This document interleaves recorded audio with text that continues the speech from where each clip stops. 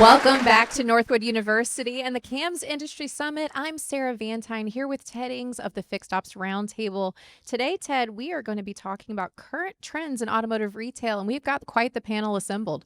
Sarah, we have an all-star panel. We'd like them to go ahead now and introduce themselves to our audience. If you would give us your name and tell us what you do within the industry, starting with Ed. I'm Ed Roberts, COO Bozard Ford Lincoln, and I do as little as possible. Hi, John Chalifoux with MEMA, the Vehicle Suppliers Association. I'm the Chief Sustainability Officer for the group and also the Chief Operating Officer for our Aftermarket Suppliers Group. We also have an OE Suppliers group too, just to give you a little bit more about who we are. And I'm David Reinicke, President of Automotive Warranty Network. We process warranty claims for car dealerships on an outsourced basis. Good morning. Still morning. Good morning. Bob Kron. I'm with the Rydell company. We have about 100 some stores in 18 states, and I'm the president and one of the partners. Hey, good morning, guys. Ashwin Radhakrishnan. I'm Senior Director of Performance Management Real Estate at Lithia and Driveway. I also help out Diego with the DART program. Well, gentlemen, thank you for being on our panel with us today. Want to kick things off, and Ed, I'll come to you first because right now in our industry, there's a lot that's been going on. There's a lot of potential challenges, but there's a lot of opportunities. So what do you see as being both of those, a challenge and an opportunity for us? Well, that goes to the buzz of what we've had all year long. We've had the buzz of AI, and there's challenges with it, and there's opportunities with it. And we all have this different mindset of what it can do. Can it replace people? Can it do this? Can it make us more efficient? And we don't necessarily a lot of times have a clear plan of how we're going to execute it. And then it creates additional challenges. So the opportunity is to adapt AI to our business to where it enhances what we do rather than complicate what we do. And if it's not done correctly, it can certainly complicate it and increase those challenges. John, from your perspective, same question, what challenges and opportunities exist for the industry today? So I'll stick to the retail side for a moment. Affordability, as we all know, is a real challenge today, but even serviceability. And what I mean by that is as the vehicle becomes obviously more advanced and electrified, how do we continue to service those? And even if you're in the independent aftermarket or if you're a small dealer, the ability to repair all makes and all models. And I believe there was someone here from NADA earlier. They'll be happy to know that Bob Atwood, my instructor from years ago, as he would talk about, I want to service all makes, all models. Without the ability for right to repair and for the consumer to choose, how is that going to happen? And particularly if you're looking to, for your used car business and the rest, if you want to take in more trades or if you want to wholesale or bring in more wholesale units, you want that to be done I'm going to say at your facility. The other is from an opportunity point of view, and I'll go back to as the vehicle is electrified and we talk about obviously EVs, there is such a great opportunity now to attract more talent. Back in the day, if you were, if you wanted to work at the dealership, particularly on the service side, if you're good with your hands, you knew you were mechanically inclined, etc. Now we bring in beyond electrical, there's electronics, there's software, there's engineering, and the talent pool to attract those people go well beyond what we've had before, which you're going to find at a lot of the universities. So those are the two I'll add on. David, Bob, and Ashwin, same question as it pertains to challenges, opportunities, maybe pieces that we haven't covered yet here today. I would say challenges are something that has been talked about a lot here, and it's people. I think, I talk to dealerships all the time. They don't have technicians, they don't have advisors. They're trying to attract talent, and I think that's why it's such a great opportunity here at Northwood to enter this industry. And there's so much opportunity here. It's really truly endless. So, I would say that. From a challenge standpoint, I look at some challenges are difficult and some are stimulating. I think on the difficult side, affordability certainly is a concern. About a third of people can truly afford a car, and we have to be really good at helping our customers. Inventory is difficult sometimes. We just have to be really good at that. But on the stimulating side of a challenge, it's creating an experience. And we work really hard, and we're not always great at it, but we're relentless at trying to create a great experience for our employees and then our guests. And we really want to create the feeling that we're different. And a lot of people say that, but it's to make it really come to life in your store is important, and it starts with our employees. So we really challenge ourselves to say, how can we create a great experience for everybody who touches one of our stores? On an opportunity side, when I look at what's our best chance to make a difference, I'd say if somebody asked me how our store is performing, I'd say it's based on the leadership of the store. And the opportunity we have is to develop leaders. We have something called Leadership Academy. We don't want to call it Dealership Academy because we want to create leaders who can become dealers. And we look really hard for people who have a strong faith, people who have a strong family, they care about their community, and then with those things in line, we think they can become a leader if they have everything else. So we work really hard on leadership and teaching people things like emotional intelligence and how to care. Whoever cares the most, we feel like they'll win.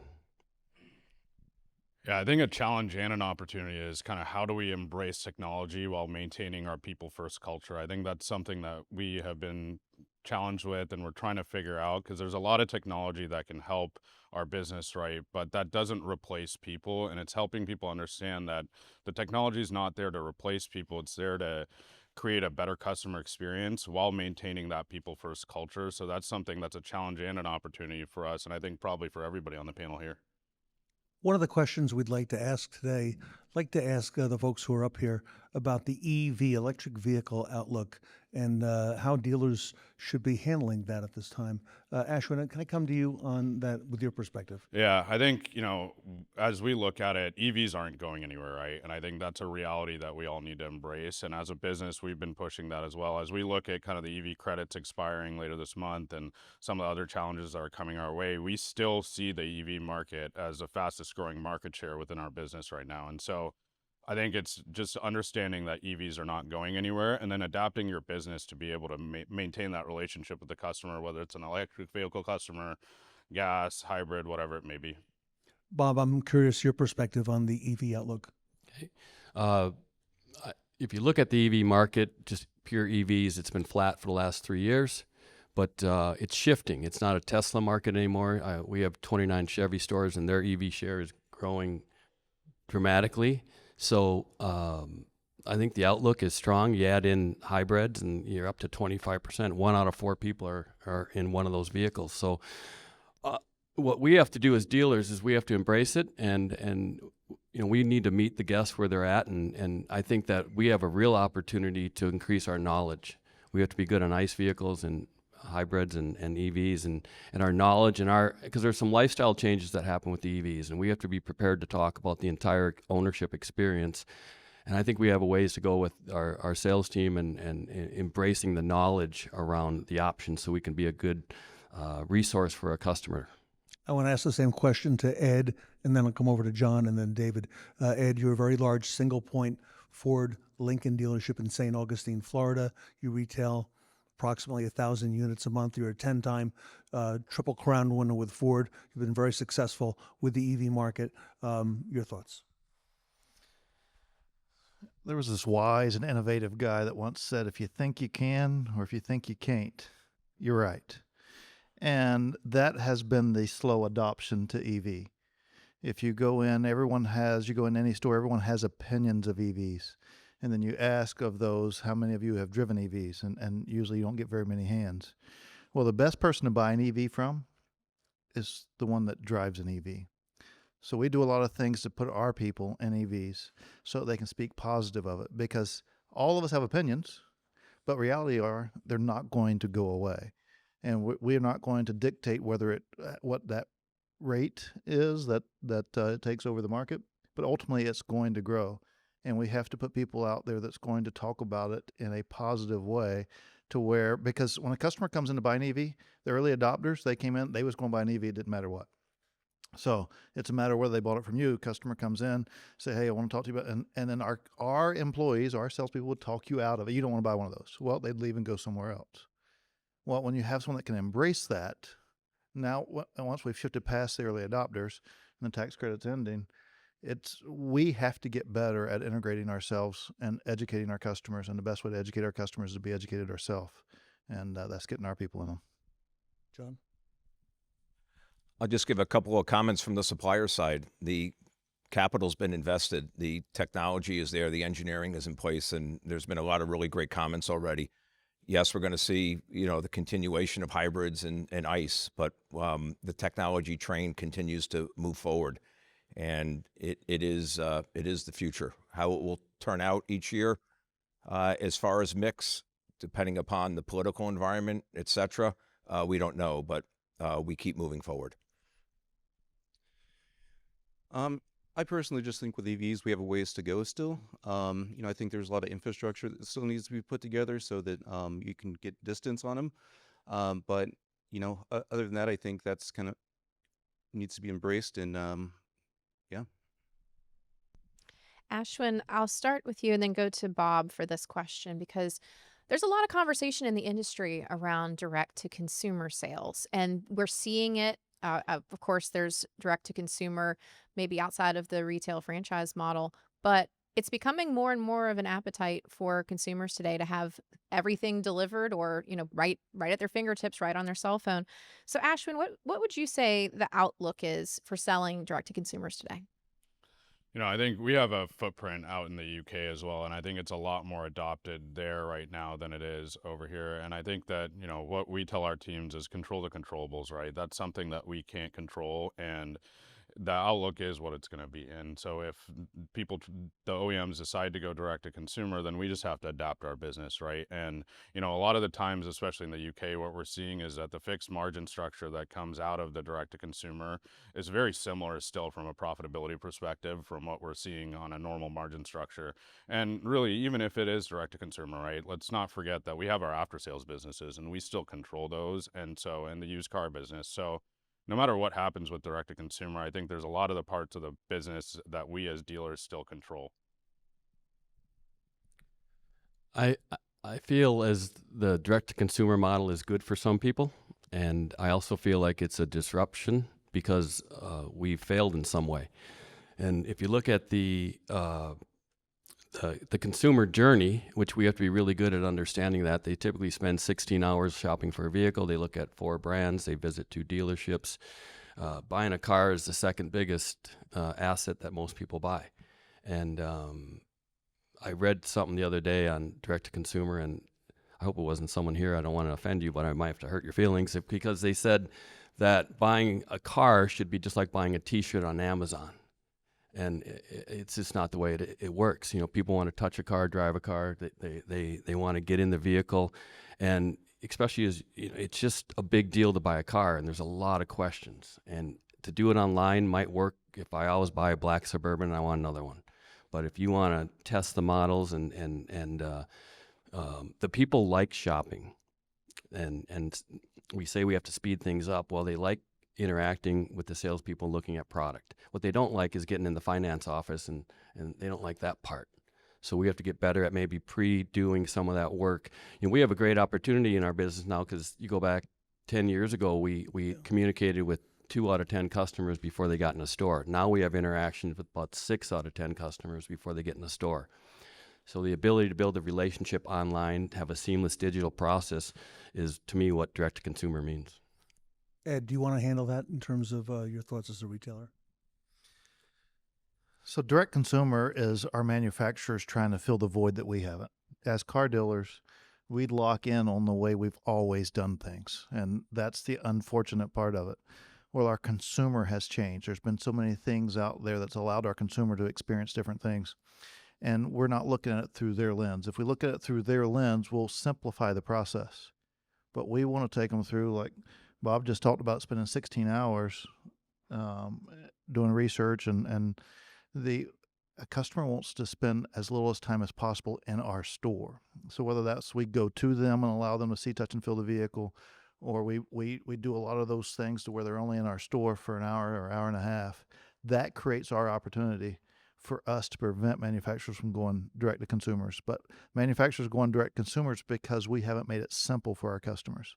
If we make it simple for our customers, then we won't have that void. And I'll give you one more element of that. We, as car manufacturers or retailers, we own the service department. until we didn't service our customers well. And then when we didn't service our customers well, we ended up with all this aftermarket that we have to compete against now. Well, that's exactly what we'll do. We'll have all this direct-to-consumer stuff that we have to compete against if we don't look at it through the customer's lens. John, your thoughts? It certainly can be viewed as a disruptive change. So what can you do to leverage that? And that's continue to elevate the customer experience. And we've talked about that.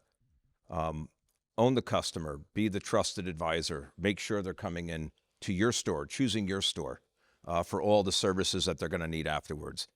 And it truly is, I believe, an area that can continue to advance.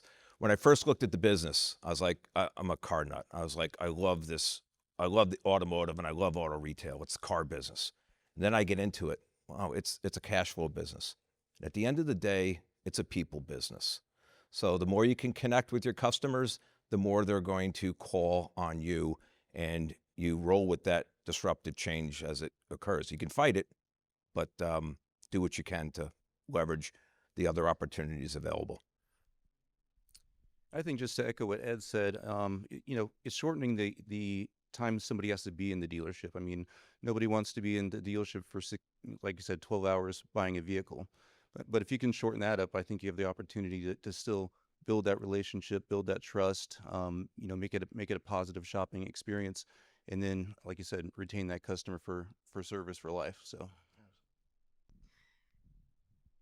like to ask you all about improved performance to be able to increase customer loyalty and some of the best practices that you're doing. Ed, you mentioned, and David just reiterated, that customers don't like to spend a lot of their time in the dealership. What about on the service side? What are some of the things that you've done to help make it more convenient and have less friction in the service process? In car dealers, we're common for creating processes and developing processes that makes things flow for us. And we don't necessarily look at it from the friction that it creates for our customers. But if we develop a process looking through our customer's lens, then we create experiences. And we can create an experience that our customer wants to be a part of. They choose you. And and we focus, Bob says he focuses on experiences at his stores, and we are an experience store. And I want to remove the friction of buying. I want to remove the friction of servicing. And if that means that I need to do remote deliveries or mobile service or pickup and delivery, those are the things that I want to do. It doesn't matter how nice we make our facilities. It matters how we meet our customers on their terms. And when we meet our customers on their terms, loyalty stands. Can I follow up with that, Ed, if you don't mind? When I first met you, I think you had 1, 2, or maybe 3 Ford mobile service vans. Today, you've got over 40 on the road with technicians going to the customer with extremely high customer satisfaction. Speak to us about how that's working out, because I see a lot of dealers following your lead. So we started mobile service about 10 years ago and expanded it in 2019. And then when COVID hit, we looked like heroes all of a sudden. And we did have a long-term plan of expanding that. But COVID allowed us to expand it at a much higher rate, because it highlighted that customers did not need to come to our stores to get the things they needed to get done. So long term, and I challenge our teams all the time, let's look out 1 year, let's look out 5 years, let's look out 10 years, and let's have a plan. And sometimes we got to modify it along the way there, because different things happen along that way. But if I look out 10 years from now, when a customer purchases a vehicle, I may do a remote delivery. Most likely going to do a remote delivery. They never step in the store to buy it, and they never step in the store to service it. I go to them 5 times to service that vehicle for them in field, and the one time that it needs to come in for a heavier repair, I do a pickup and delivery for it, or maybe send a tow truck for it. And I remove that friction, and that loyalty takes us from the industry average of 31% of our customers doing business with us after warranty to over 80% of our customers doing business with us after warranty. Ashwin, your thoughts? Yeah, I think, generally speaking, it's a lot of what Ed said, right? And it's all about heads-up management. I think that's something that we've been preaching to all of our teams. In the age of technology, right, we sometimes forget that it's all about the customer experience. And when people walk into our stores, we want them to actually look the customer in the eye. And actually treat them the way that they want to be treated. And so that's really what we've been preaching to our stores as far as just making the customer experience better. Bob, I'll ask the question again. Your perspective on best practices for improved performance and customer loyalty. I believe that we have brand promises that we make to our guests, and those brand promises, it still makes sense to have a relaxed shopping experience, dependable service to meet your needs, etc. What we have to be good at is updating and being current to meet the changing needs of our customers around the brand critical process that supports each one of those. For example, going out and doing mobile service, etc. I think the sleeper for us is we noticed that we were making promises to our customers, brand promises, and we a couple years back we thought, what kind of promises do we make to our employees? And we were very inconsistent on that. And we actually hired somebody, Kelly Umdahl. She's here, and she's the talent director, and her job is to create brand critical process and brand critical promises for our employees. So if somebody says, why would you want to work at a Rydell store? We'd say, well, we have unconditional dedication to excellence. We're going to support you and your family. We're going to be a champion for your lifelong learning. We're going to respect you as an individual. We're going to we're going to support you and your family. And we have 7 of those that are solid, but we have to be consistent, because every single person has discretionary effort that's willing to show up to the person or the culture that can pull it out. So we try to dig into that discretionary effort that makes a difference when someone shows up at our store. In our last few minutes, we've been here at Northwood University at the CAMS Industry Summit today, and this has been a question that we've asked all of our panelists, and so we're going to turn it over to these gentlemen here. First, finish the sentence, the future of automotive is. And then the second part of this, please also share some suggestions for students that are considering entering the automotive industry. And Ed, let's kick it off with you. The future of the automotive industry is right here in this room. It's right here at this school. This is our future. And it's up to us to make sure that we develop them. And someone earlier said to make sure that you find a mentor. And we don't get to choose who we mentor. Our mentee chooses us. But I would second that notion. Find a mentor, someone that you trust, someone that elevates you, and pull on them and ask them as many questions as they are willing to answer. Because it is we ramp up our learning curve when we learn from others. The future of automotive is electrifying. And I'm not just talking about electrification of the vehicle. I, for one, look forward to the day that hydrogen becomes the power source. But what I mean by that, looking forward, it is such an exciting career, industry. And if you're a student, follow your passion. You're here for a reason, and I'm going to just say for a moment, I'm tired of being everybody talking about, I brought this up as a prop, the mobile device. We all have in our hands all the time. My vehicle, our vehicles are the ultimate mobile devices. Many of us remember back in the day, our mobile devices were our bicycles. We wanted to talk to friends, we hopped on our bikes, we rode to their houses. Now, with all the electrification of the vehicle, or I should say the computers on, they communicate, they do everything, and they get us around, and for many of us with passion. So whether it's trying to go from A to B, or if you like, driving some really nice cars too, it moves you, that's something to think about. And the last thing I'll just say, if you're on the supplier side, you think about it, even retail, you like business, we talked about that earlier, you like finance, you want to be on the customer service side, communications, travel. Many of these jobs involve travel. It's all there right here in the automotive industry. I would say I would describe that as endless in this industry. As long as you're willing to grind and work hard and put in the effort, you can truly go far in this industry. There's really no limits to where you can go as long as you're willing to put in the effort and the work. I think it's going to be a blast. I love what we do. It's a great industry. It's interesting. It's, you look at revenue, it's $1.5 trillion of revenue. There's 4.5 million people who work in the industry.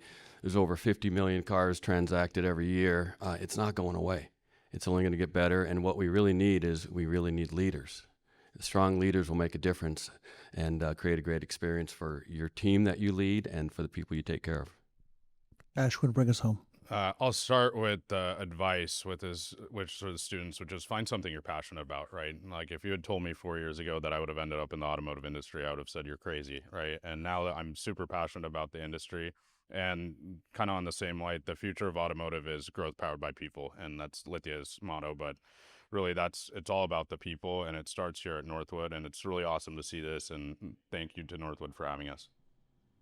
Everyone, please give it up for our panel of retail experts. I'm Ted Ings with Sarah Van Tyne. We're here at Northwood University. We will be back.